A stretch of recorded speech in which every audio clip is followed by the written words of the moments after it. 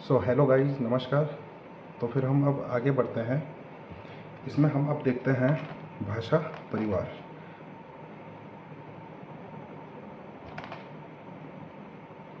हम भाषा चैप्टर पढ़ रहे थे, उसके अंतर्गत हमने भाषा की अवस्थाएं देख ली हैं, हमने भाषा के प्रकार देख लिए हैं। अब हम इसके बाद भाषा के परिवार में चर्चा करेंगे। तो सबसे पहले गाइस, जो भाषा का परिवार आता है आपका, आपने सुना होगा भारोपीय। आपने भारोपीय परिवार सुना होगा। भारोपीय परिवार के अलावा आपने सुना होगा चीनी तिब्बती। चीनी तिब्बती परिवार सुना होगा। थर्ड पे आपने सुना होगा द्रविड़ परिवार। और फिर फोर्थ पे आपने सुना होगा एक ऑस्ट्रेलिक परिवार। अब प्रश्न क्या बनता है कि कौन सी भारोपीय परिवार की भाषा है, कौन सी भाषा भारोपीय परिवार की नहीं है। तो आपने नोट करना है, जो भारोपीय परिवार के अंतर्गत आती है, जो इंग्लिश लैंग्वेज है, जो हमारी हिंदी भाषा है, जो हमारी स्पेनिश है, जो हमारी बांग्ला है, जो हमारी पंजाबी है, ठीक है, जो हमारी जर्मन है, जो हमारी मराठी है, ये सारी किसके अंतर्गत आती हैं? ये सारी भाषाएं भारोपीय परिवार के अंतर्गत आती हैं। और आपको एक चीज़ और बता दूं कि यदि कभी क्वेश्चन आता है कि भारोपीय परिवार की सबसे बड़ी भाषा कौन सी है, तो आप लोग उसमें कौन सा उत्तर लगाओगे? इंग्लिश। भारोपीय परिवार की सबसे बड़ी भाषा इंग्लिश है। और भारत में भारोपीय परिवार की सबसे बड़ी भाषा कौन सी है? हिंदी है, ठीक है। और जो हिंदी है, ये विश्व में जो सबसे बड़ा भाषा परिवार है वो कौन सा है? वो भारोपीय ही है। उसके बाद हिंदी जो आती है तीसरे नंबर पे। सेकंड नंबर पे आती है चीनी तिब्बती परिवार की आपकी मंदारिन भाषा, जो चीन तिब्बत वाले क्षेत्र में बोली जाती है, मंदारिन भाषा। यह मंदारिन भाषा क्या है? विश्व में दूसरी सर्वाधिक बोले जाने वाली भाषा है, ठीक है। फिर इसके बाद द्रविड़ पे आते हैं। इसके अंतर्गत आपने सुनी होगी तमिल, तेलुगु, कन्नड़, मलयालम। तमिल, तेलुगु, कन्नड़ और मलयालम। तो आपने ये चीज़ें देखी कि कभी भी क्वेश्चन जैसे बने, आपको ये भाषा परिवार दे देगा। जैसे बोल देगा कि अंग्रेजी किस भाषा परिवार की भाषा है, उसमें आपको 4 ऑप्शन दे देगा। तो आपको कौन सा करना है? भारोपीय परिवार की भाषा है। इसी प्रकार से आपको अन्य भाषाओं में भी देगा कि तमिल, तेलुगु कहाँ की भाषा है, कौन से परिवार की है। आपको भारोपीय भी देगा, आपको द्रविड़ भी देगा, ऑस्ट्रेलिक भी देगा। तो आपको ये चीज़ पता होना चाहिए। तो इसके बाद अब हम जो नेक्स्ट करेंगे वो करेंगे भाषा के अंग। अब नेक्स्ट हेडिंग डालिए आप लोग, भाषा के अंग। भाषा के जो अंग हैं गाइस, कितने अंग हैं? टोटल भाषा के 5 अंग हैं। कौन कौन से हैं? आप लोग भी नोट करते रहिए, पहले समझ लीजिए फिर नोट करिए। ध्वनि है, आपका वर्ण है, आपका शब्द है, आपका वाक्य है और आपका लिपि है। जो ध्वनि है, भाषा की सबसे छोटी इकाई। और सबसे छोटी कौन सी? मौखिक इकाई। सबसे छोटी मौखिक इकाई, ये सबसे छोटी। क्वेश्चन आ जाएगा ना, भाषा की सबसे छोटी इकाई। यदि वहाँ पे वर्ण भी दिया है, शब्द भी दिया, तो आप लोग ध्वनि करेंगे, ठीक है। जो वर्ण है, वर्ण क्या है? सबसे छोटी क्या है? लिखित इकाई है। लिखित इकाई सबसे छोटी। फिर इसके बाद शब्द है। फिर जो वाक्य है, ये सबसे बड़ी इकाई है। वाक्य क्या है? सबसे बड़ी इकाई है। और ये सबसे छोटी लिखित इकाई है। सबसे छोटी मौखिक इकाई आपकी ध्वनि है, और सबसे छोटी लिखित इकाई आपकी वर्ण है, और सबसे बड़ी इकाई आपकी वाक्य है, ठीक है गाइस। तो ये कुछ हमने आज सीखा भाषा के अंतर्गत। हमने 2-3 बातें जानी कि भाषा किसे कहते हैं, भाषा क्या होती है। भाषा एक माध्यम होता है अपने विचारों को दूसरों तक पहुंचाने का, तो वो भाषा होती है। इसके बाद हमने देखा भाषा की अवस्थाएं। जो भाषा किस धातु से बनी है? भाष धातु से बनी है। और हमने धातु भी देखा कि जो क्रिया का मूल रूप होता है उसे धातु कहा जाता है। फिर इसके बाद हमने भाषा की अवस्थाएं देखी, 3 अवस्थाएं देखी हमने। 3 अवस्थाओं में हमने क्या क्या देखा? हमने देखा पहली अवस्था तो वो अवस्था थी जिसके अंतर्गत क्या था, जिसमें जो भाषा थी उसकी जानकारी तो थी लेकिन उसके स्रोतों का क्या है, अभाव है, कहीं ना कहीं उसमें स्रोतों का अभाव है। और उसके अंतर्गत हमने एक भाषा थी तुम्हारी कौन सी, एत्रस्किन, एत्रस्किन, और ये कहाँ की थी, ये आपकी इटली की थी, ठीक है। फिर हमने दूसरी चीज़ क्या देखी, दूसरा जो दूसरी अवस्था थी, दूसरी अवस्था में वे भाषाएं इसके अंतर्गत रखी गई थी जो क्या है, जिनकी जानकारी भी है, उनके स्रोत भी हैं, लेकिन उनका क्या नहीं हुआ है, विकास नहीं हुआ है। वो जैसे आज से 50 साल पहले या 100 साल पहले थी वैसे ही आज भी बनी हुई हैं। जैसे जापानी लैंग्वेज है, कोरियन भाषा है, आपकी अंडमानी भाषा है, इन्होंने उसमें कोई भी बदलाव नहीं किया है। फिर तीसरी अवस्था की जो भाषा आती है, इसके अंतर्गत वे भाषाएँ आती है जिन्होंने समय के साथ साथ स्वयं को भी क्या कर लिया है, इसे बदल दिया है, इसमें विकास कर लिया है। तो इसमें तुम्हारी संस्कृत आती है, संस्कृत से पाली आती है, प्राकृत आती है, अपभ्रंश आती है, अपभट्ट आती है, और हिंदी का जन्म होता है। और इसके बाद हमने क्या देखा, फिर हमने भाषा के प्रकार देखे हमने। तो भाषा के कौन कौन से प्रकार थे, हमने लिखित देखा, मौखिक देखा, हमने सांकेतिक देखा, और अन्य प्रकार भी देखे जिसमें हमने मानक देखा। मानक हिंदी को क्या कहते हैं, टकसाली हिंदी भी कहा जाता है, ठीक है।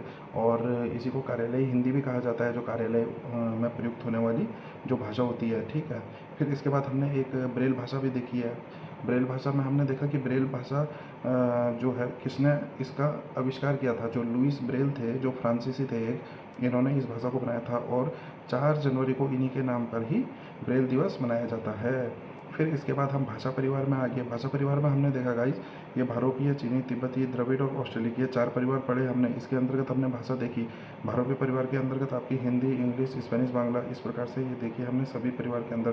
फिर भाषा के हमने 5 अंग देखे। इनका आगे जा करके हम वर्णन करेंगे। ध्वनि, वर्ण, शब्द, वाक्य, लिपि का ये सबके अलग अलग अपने अपने चैप्टर हैं, तो इनका निचोड़ हम वहाँ पे निकालेंगे। अभी के लिए बस मैं आपको एक ब्रीफ जो संक्षिप्त परिचय दे रहा हूँ। तो इसमें हमने देखा ध्वनि, वर्ण, शब्द, वाक्य, लिपि। अब आपको एक छोटा छोटा दे दिया कि मौखिक इकाई क्या है, सबसे छोटी ध्वनि है, लिखित इकाई वर्ण हो गई, सबसे बड़ी इकाई आपकी वाक्य हो गई। अब इससे संबंधित कुछ फैक्ट देखते हैं गाइज, हैं, 1 मिनट रुकिए।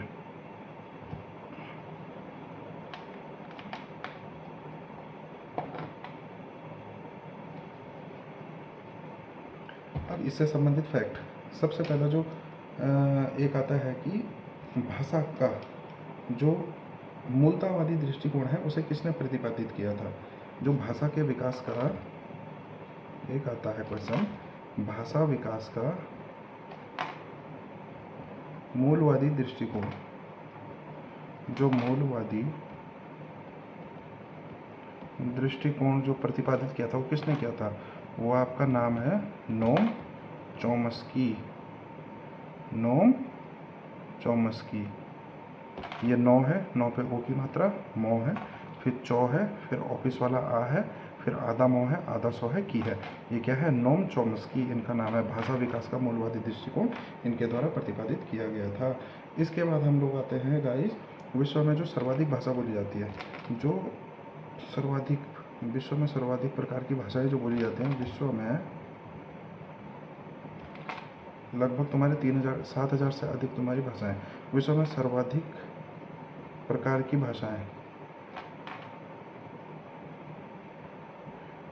जो बोली जाती हैं, कहाँ पर बोली जाती है, वो बोली जाती हैं आपकी पापुआ न्यू गिनी में।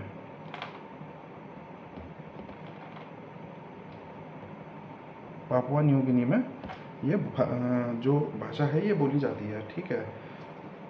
फिर इसके बाद हम आते हैं, एक पापुआ न्यू गिनी में ही एक द्वीप है जिसका नाम क्या है, बुगैनविल। क्या नाम है, बुगैनविल। एक तुम्हारा बुगैनविल द्वीप है। यहाँ पे एक भाषा बोली जाती है, कौन सी भाषा है, रोटोकश भाषा। और इसके अंदर कितने वर्ण हैं, 11 वर्ण हैं, ठीक है। एक चीज़ और रखिए, एक और जो ये रोटोकश भाषा है, ये विश्व की ऐसी भाषा है या विश्व की सबसे छोटी भाषा है जिसमें क्या है, 11 वर्ण हैं। और सर्वाधिक वर्णों वाली जो भाषा है वो कौन सी है, सर्वाधिक वर्णों वाली भाषा ये आपकी आती है कोरियन लैंग्वेज। कोरियन लैंग्वेज, और इसमें कितने वर्ण हैं, कोरियन लैंग्वेज जो है इसमें 73 वर्ण हैं। और जो हमारी भारतीय भाषा है, कौन सी, जो हमारी हिंदी भाषा है, तो हिंदी भाषा में कितने वर्ण हैं, 52 वर्ण हैं, ठीक है। जिसमें आपके स्वर भी आते हैं और व्यंजन भी आते हैं, इसे हम आगे चर्चा करेंगे, ठीक है। फिर इसके बाद आपको बताते हैं प्यार की भाषा जो कहते हैं वो किसे कहते हैं। प्यार की भाषा आपकी फ्रेंच कहलाती है, युद्ध की भाषा आपकी रशियन कहलाती है, ठीक है। और हाँ, एक मंदारिन भाषा के विषय में आप लोग नोट करिए। मंदारिन, जो मंदारिन भाषा है ये क्या होती है, ये सांकेतिक रूप में लिखी जाती है। इसमें चिन्हों के स्थान पर क्या होता है, नहीं, इसमें उसके स्थान पर, वर्णों के स्थान पर सांकेतिक चिन्हों का प्रयोग किया जाता है। जो मंदारिन भाषा होती है इसमें वर्णों के स्थान पर सांकेतिक चिन्हों का प्रयोग, सांकेतिक चिन्हों का प्रयोग किया जाता है, ठीक है। इसके बाद छपाई में जो सबसे पहले प्रयोग की गई जो भाषा थी वो कौन सी थी, छपाई में प्रयुक्त सर्वप्रथम भाषा, जो छपाई में प्रयुक्त प्रथम भाषा थी वो आपकी कौन सी थी, वो आपकी थी जर्मन लैंग्वेज। क्योंकि जो प्रिंटिंग प्रेस का जो आविष्कार हुआ था वो जर्मनी के गुटेनबर्ग में हुआ था। कहाँ पर हुआ था, जर्मनी के गुटेनबर्ग, गुटेनबर्ग। ये जर्मनी का गुटेनबर्ग नामक एक है, ये 9 है गाइस, ठीक है। गुटेनबर्ग में हुआ था, ठीक है। और भारत में पुर्तगाली इसे लेकर आए थे 1556 ईस्वी में। जब गोवा में क्या लगी थी, 1556 ईस्वी में एक प्रिंटिंग प्रेस लगी थी। और भारत में पुर्तगालियों को प्रिंटिंग प्रेस का जन्मदाता कहा जाता है, ये आपने इतिहास में पढ़ा होगा, ठीक है। फिर इसके बाद क्या है गाइस, तो लगभग सभी चीज़ हो चुकी हैं। और एक आप ये चीज़ भी नोट कर सकते हैं, जो हिंदी का जो जन्म हुआ है, हिंदी का जन्म ये कहाँ पे हुआ है, ये आपका पश्चिमी उत्तर प्रदेश के आसपास के क्षेत्र में, पश्चिमी उत्तर प्रदेश।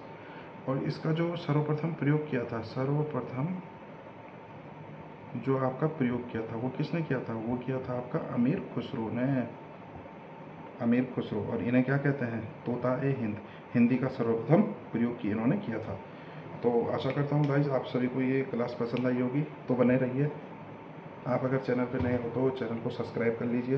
आपको ऐसे ही छोटे छोटे वीडियो के माध्यम से सारा जो भी टॉपिक होता है आपका वनडे एग्ज़ाम के पर्पज़ से, वो सारा आपका क्लियर कराया जाएगा। बिल्कुल आपको फैक्ट टू फैक्ट, मलाई से मलाई, मतलब एक प्रकार से डिटेल ही हम आपको प्रोवाइड करा रहे हैं। लेकिन अब इतना ज़्यादा वो इसमें पूछा नहीं जाता है, तो ज़्यादा अंदर घुसने की कोशिश ना करिएगा, क्योंकि उससे फिर आपका समय बर्बाद होगा, बाकी कुछ नहीं होगा। बाकी एक, अगर आप यही चैप्टर देखोगे भाषा, तो कम से कम इसको ख़त्म करने में, अगर आप बिल्कुल अंदर डिटेल तक पढ़ना चाहोगे तो कम से कम 1 महीना भी इसके लिए कम होगा। जिस पे एक विषय पे ही पूरी 800-800 हज़ार पन्नों की किताबें लिखकर भेजी हुई है। तो हमें पीएचडी नहीं करनी है, आपको एक सरकारी नौकरी हासिल करनी है, ठीक है, अपने सपने पूरे करने हैं। तो इसके लिए आपको जैसा हम बता रहे हैं आप इसे एक बार ट्राई कर सकते हैं। और अगर आपको समय है आपके पास तो आप इससे भी अच्छा पढ़ सकते हैं। तो बने रहिए साथियों, तब तक के लिए धन्यवाद, मिलते हैं अगली वीडियो में।